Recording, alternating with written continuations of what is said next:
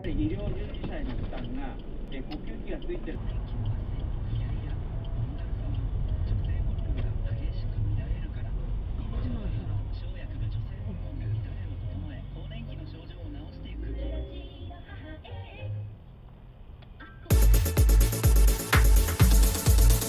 都内でも交通量の多い幹線道路である246ですが、世田谷区を通る区間は右折レーンがないのに右折信号が出る交差点が続きます。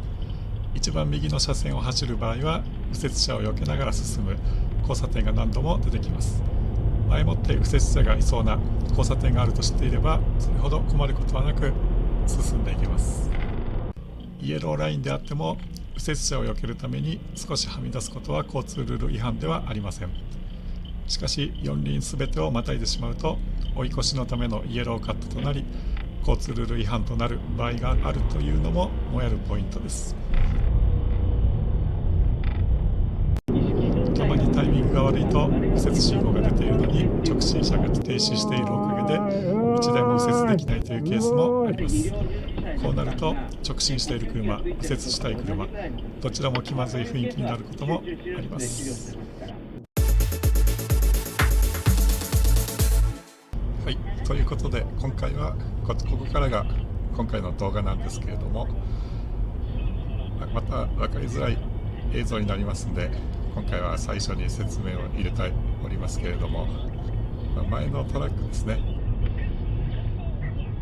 左にウインカー出しまして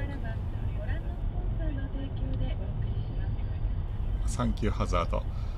右折車がいるのかなというのが、トラックで見えないんで今初めて見てですね、左側に右折車と、ちょっとこの BMW がなんで止まってるかわからなかったんですけど、右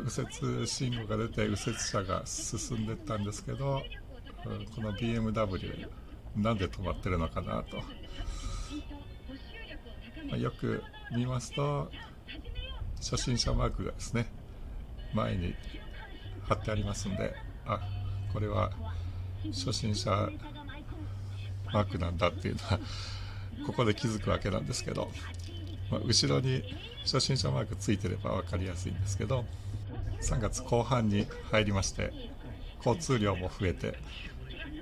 そういえばそういう季節なんだなという感じなんですけれども、それにしても前に車がいなくなったんですね。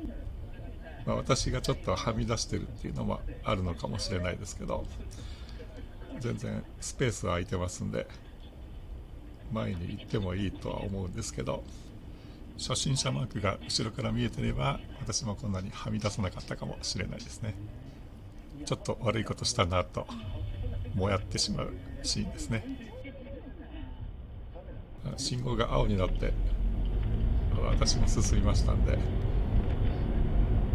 ちょっと譲ってあげてもよかったんですけど、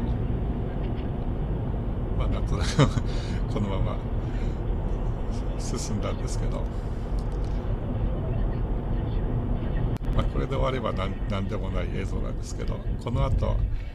またちょっと絡むシーンがありまして、このまま進んで環七の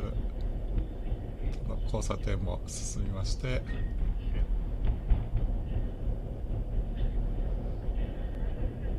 この信号の次ですね、次の信号で私が右折するんですね。で後ろに まだ初心者マークの BMW いますんで、なんか嫌な予感がしてなんとか避けてくれないかなと思ってたんですけど、早めにですね右ウインカー出して私が右に行きますよというのを早めにお知らせしてですね、なんとか避けてよと。そしたら願い通りウインカーを出して行ってちょうだいというところだったんですけど、なぜかウインカーを止めてしまいましてですね、これはさっきの交差点と同じパターンかなと、ちょっと早々に私を避けるのを諦めてしまってですね、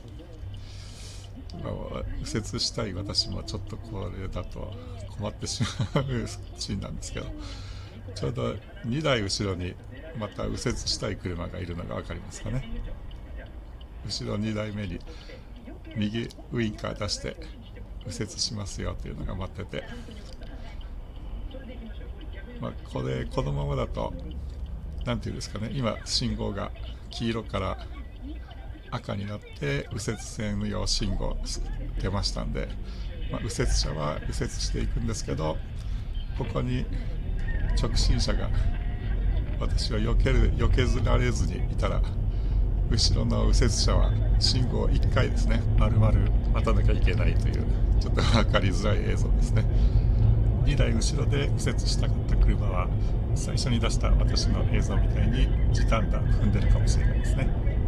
初心者マークがついてるかわからないわけですから。